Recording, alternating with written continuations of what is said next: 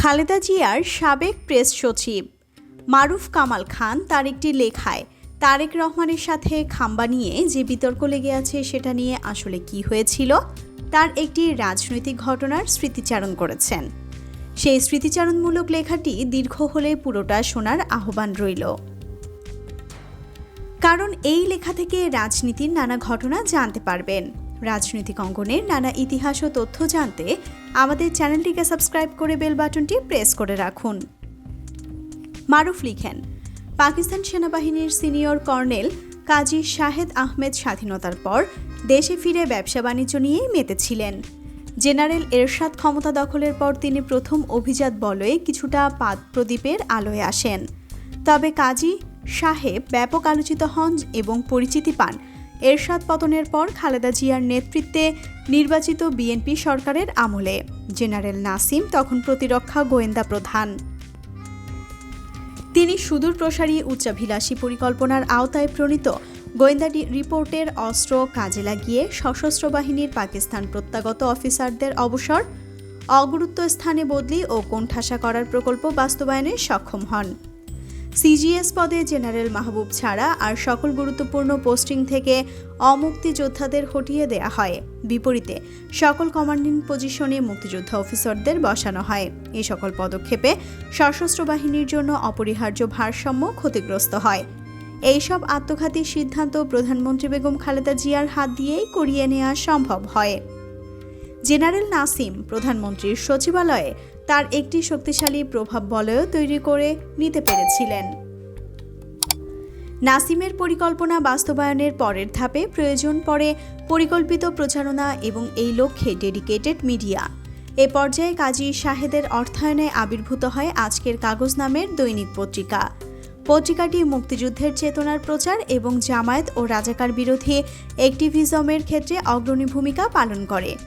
সে সময় এসব তৎপরতায় অসন্তুষ্ট মহল থেকে বলা হয় যে মুক্তিযুদ্ধের সময় কর্নেল শাহেদ পাকিস্তানের পক্ষ নিয়ে ভারতের বিরুদ্ধে সরাসরি যুদ্ধ করেছেন এবং তার পত্রিকার সম্পাদক নাইমুল ইসলাম খান একজন স্বাধীনতা বিরোধীর পুত্র। কিন্তু ওই ডামাডোলের মধ্যে এসব তথ্য হালে পানি পায়নি।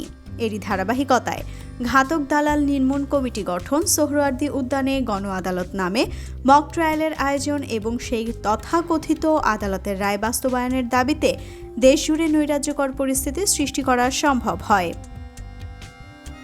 বিএনপিকে সরকার গঠনে সমর্থন প্রদানকারী জামায়াত এইসব ঘটনা প্রবাহের ফলে সৃষ্ট প্রবল রাজনৈতিক ঘূর্ণিপাকে বিএনপি থেকে সরে যায় এবং এক পর্যায়ে আওয়ামী লীগের আন্দোলনের মিত্রে পরিণত হয়।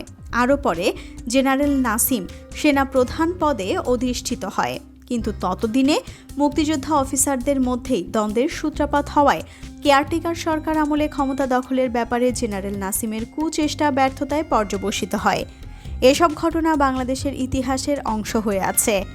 আজ আমি সেই আলোচনায় যাব না।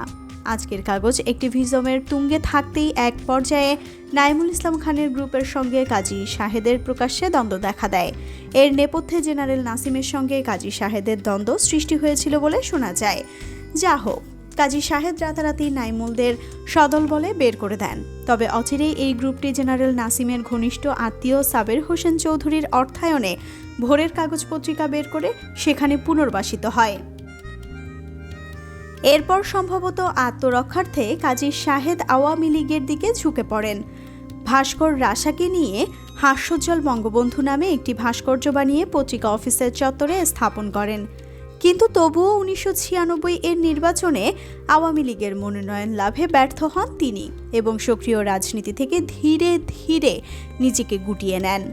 2001 সালের নির্বাচনে 4 দলীয় জোটের ভূমিধস বিজয়ের আগে থেকেই কাজী শাহেদ বিএনপির সঙ্গে সৌহার্দ্য স্থাপনের চেষ্টা শুরু করেন। তার পত্রিকার ভূমিকায় কিছুটা পেশাদারিত্ব আনার চেষ্টা করেন।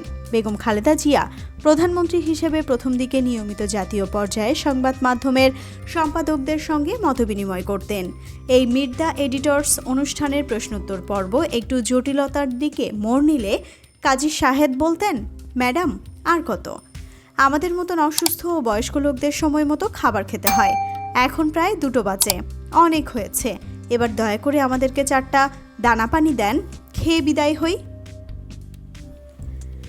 জোট সরকারের আমলেই জাতিসংঘ প্রতিষ্ঠান বাংলাদেশে আর্সেনিক দূষণের উপর একটি গবেষণা চালায় এবং তাদের পর্যবেক্ষণে বলা হয় কাঠের বৈদ্যুতিক খুঁটি আর্সেনিক দূষণের একটি প্রধান উৎস। কাঠের খুঁটি যাতে সহজে পচে না যায় তার জন্য ব্রিটিশ আমল থেকেই মাটিতে পোড়া অংশটি আর্সেনিক দ্রবণে চুবিয়ে নেওয়া হতো। সেই আর্সেনিক চুইয়ে ভূগর্ভস্থ পানির স্তরকে দূষিত করেছিল। বিশেষজ্ঞরা অবিলম্বে এই সব কাঠের খুঁটিকে সিমেন্ট দিয়ে খুঁটি দিয়ে রিপ্লেস করার জন্য সরকারকে পরামর্শ দেয়। কাজী শাহেদের ছিল স্যানিটারি পায়খানার জন্য কংক্রিটের স্ল্যাব তৈরির ফ্যাক্টরি। ধুরন্ধর ব্যবসায়ী রাতারাতি সেটিকে সিমেন্টের খুঁটি তৈরির কারখানায় রূপান্তরিত করেন। খবর রটে যায় কাজী শাহেদ এককভাবে সরকারকে ইলেকট্রিক পোল সরবরাহ করে লালে লাল হয়ে গেছেন। অনেকে ঝাঁপিয়ে পড়ে খুঁটি বানাবার কাজে। তারেক রহমানের ব্যবসায়ী বন্ধু ও পার্টনার গিয়াসউদ্দিন আল মামুনও খাম্বা নামে দিয়ে একটা ফ্যাক্টরি খুলেছিলেন। তবে এ ব্যবসায় অনেক লোক চলে আসায় তীব্র প্রতিযোগিতার সৃষ্টি হয়েছে। এতে প্রতিযোগিতামূলকভাবে টেন্ডারের দরও কমতে থাকে। এ সময় কাজী শাহেদ সবাইকে ডেকে বলেন, ভাতিজারা, এমন করতে থাকলে তো সবার ব্যবসায় লাটে উঠবে। তিনি বুদ্ধি দেন কম্পিটিশনে না নেমে সরকারি চাহিদা অনুযায়ী খুঁটি নিজেদের মধ্যে সমঝোতার ভিত্তিতে ভাগাভাগি করে সরবরাহ করার। এতে দর কমার ঝুঁকি থাকবে না এবং সকলেই মুনাফার অংশীদার হবে। এটা সবাই মেনে নিয়ে ভাগাভাগির দায়িত্ব আঙ্কেলের উপর ন্যস্ত করেন। ফলে বৈদ্যুতিক খুঁটি সরবরাহের ব্যবসায় কাজী শাহেদের আধিপত্য বহাল থাকে। তিনি একাই সরকারকে 60% বেশি খুঁটি সরবরাহ করেন, আর বাকিটা সবাই মিলে ভাগে জোকে সরবরাহ করে। কিন্তু রাজনৈতিক প্রচারণায় সব দায় চাপে খাম্বার ঘাড়ে। আর এতে তারেক রহমানের কোনো অংশীদারিত্ব না থাকা সত্ত্বেও তিনি কলঙ্কিত হন। কেবল বৈদ্যুতিক খুঁটি ও পত্রিকাই নয়, কাজী শাহেদ আহমেদ স্বীয় যোগ্যতায় এক বিশাল বাণিজ্য সাম্রাজ্য স্থাপনে সক্ষম হন। তার মালিকানাধীন জ্যামকন গ্রুপের আওতায় তেঁতুলিয়ায় মস্ত এলাকা জুড়ে রয়েছে সহস্রাধিক একর জমিতে চা বাগান। রফতানিযোগ্য উন্নতমানের দামি অর্গানিক চা উৎপাদিত হয় ওই বাগানে। অন্যান্য কৃষিজাত অর্গানিক শস্যেরও খামার আছে তার। আছে মিনাবাজার নামে চেইন ডিপার্টমেন্ট স্টোর। তিনি ইউল্যাব ইউনিভার্সিটি সহ আরও অনেক ব্যবসার মালিক।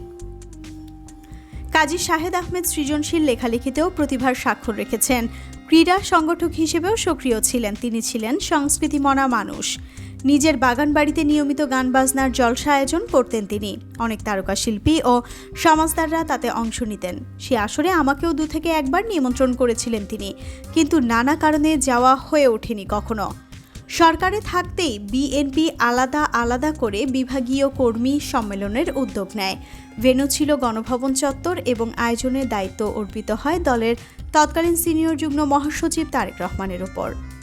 তখন আমি প্রধানমন্ত্রীর বক্তৃতা বিবৃতি লেখার দায়িত্ব প্রেস উইংয়ে নিয়োজিত।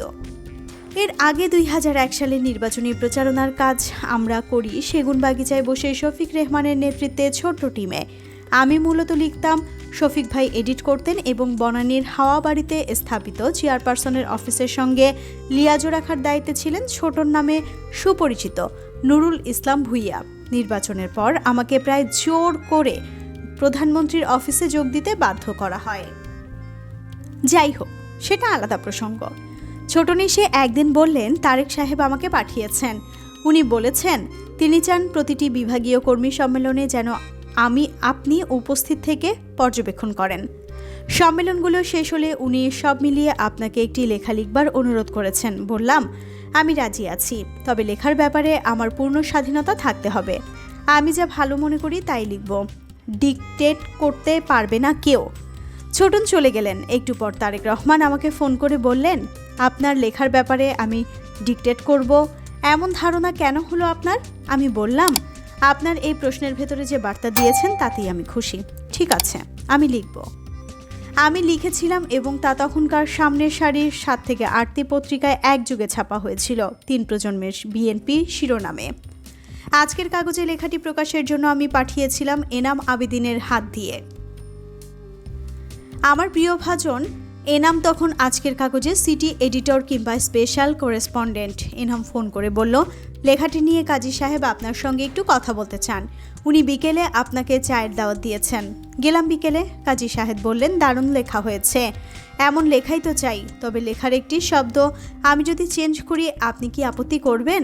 আমি জিজ্ঞেস করলাম, কোন শব্দ? আপনি লিখেছেন জিয়াউর রহমানের গন্ধ, ওটাকে যদি আমি ঘ্রাণ করে দেই, কারণ আওয়ামী লীগরা কত বড় শয়তান তা আমি জানি। ওরা এই গন্ধটাকে দুর্গন্ধ বানিয়ে ফেলতে পারে। ঠিক আছে, করে দেন, অসুবিধা নেই। এ সময় ঢুকলেন আওয়ামী লীগ নেতা সাকো খ্যাত আবুল হোসেন। তিনি সম্পাদকের কামরায় না ঢুকে বাইরে একটু দূরে দাঁড়িয়ে মিটিমিটি হাসছিলেন। তাকে দেখেই কাজী সাহেবকে একটু বিব্রত মনে হলো। গলা নামিয়ে আমাকে বললেন, উনাকে একটু সময় দেই, বুঝে নিত ওরা লোক কেমন। আমি হাত বাড়িয়ে হেসে বললাম, আমার তো আর কোনো কাজ নেই, আজ উঠি। চলে এলাম। পরদিন আজকের কাগজে আমার লেখাটি পুরো ছাপা হয়, বিন্দু বিসর্গও চেঞ্জ করা হয়নি, এমনকি গন্ধ শব্দটিও নয়। মানুষ বড় বিচিত্র।